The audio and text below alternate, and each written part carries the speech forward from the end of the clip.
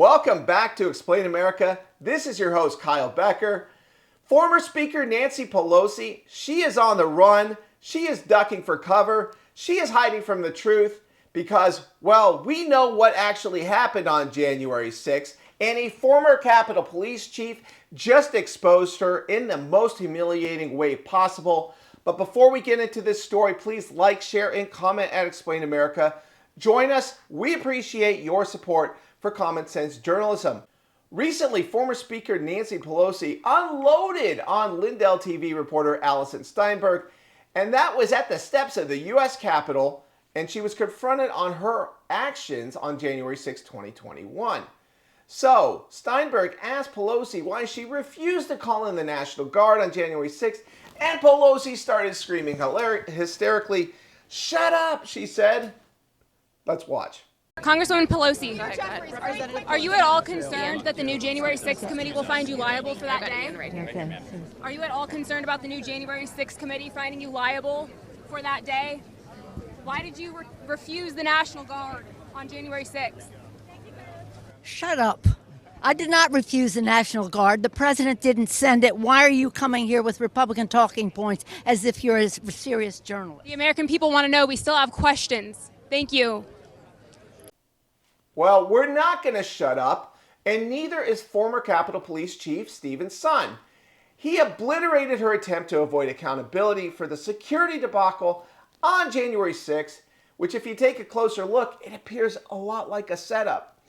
Well, former Capitol Police Chief Son pointed out to the world that Pelosi is lying about her actions on January 6th.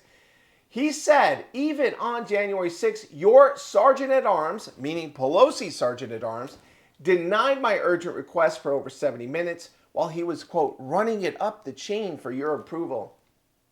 The Pentagon offered National Guard assistance, but I had to decline because your Sergeant-at-Arms would not grant me the legal authority as required under federal law, and that's 2 U.S. Code 1970.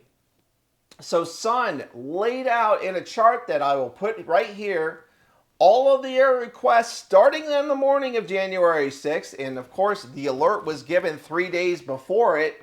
But starting on January 6th even, at approximately 9:40 in the morning, Son was already alerting them, look, we have a situation. We need more National Guard troops. So he did his job. He gave advance warning.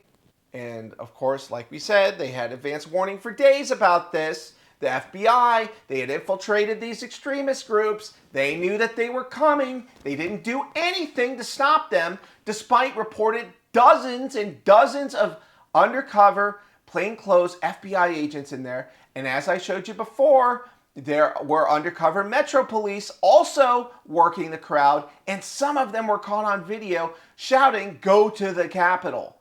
Okay? So that combined with Capitol Police opening doors for protesters and then charging those same people later on, this reeks of an entrapment. Of course, we also saw the video of Pelosi with her daughter, who was for some reason filming her, saying, "I've been waiting for this," rubbing her hands, saying that she's going to punch him out and all of this other nonsense. Well, Pelosi knew exactly what was coming. She was in charge of the House Sergeant-at-Arms and could have directed him well in advance, even on the morning, to have National Guard troops there. And we know from the Pentagon IG report, Donald Trump wanted more security for the Electoral College. He said to McCarthy, or the Secretary of the Army, and also the Pentagon chief, we can have as many as 10,000 National Guard troops there. And the reason for that is because he wanted the election objections that were expected to take place and were shut down by the riots to actually happen.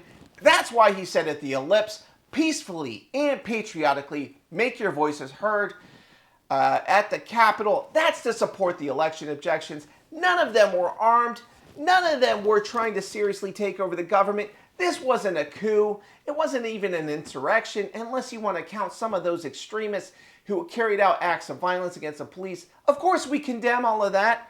We don't side with any of those extremist groups. They're not actual Trump supporters. The Trump supporters were at the ellipse. They were trying to sow chaos. They were anarchists, and they are not patriotic Americans. But the Democrats were trying to frame Trump supporters who were supporting Trump in the election objections and trying to conflate this all in our minds. It was essentially a Reichstag fire event for the Democratic Party. They even had a backup plan with the fake pipe bombs at the RNC and DNC. And, there's been analysis of those pipe bombs and, in video that is extremely suspect. Why is Kamala Harris? Why is she there at the DNC on January 6th? She was the VP elect. She should have been on Capitol Hill. This is all a complete sham. Nancy Pelosi is being grilled. We need a real investigation into this, not a January 6th partisan kangaroo committee.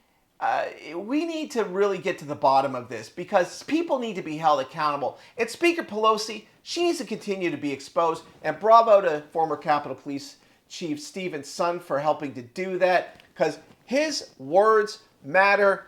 This was all on the record. She could have authorized more security. So the Democrats, they own the rioting on January 6th more so than anybody else. So thank you for watching Explain America. Weigh in with your thoughts. We always appreciate hearing from you.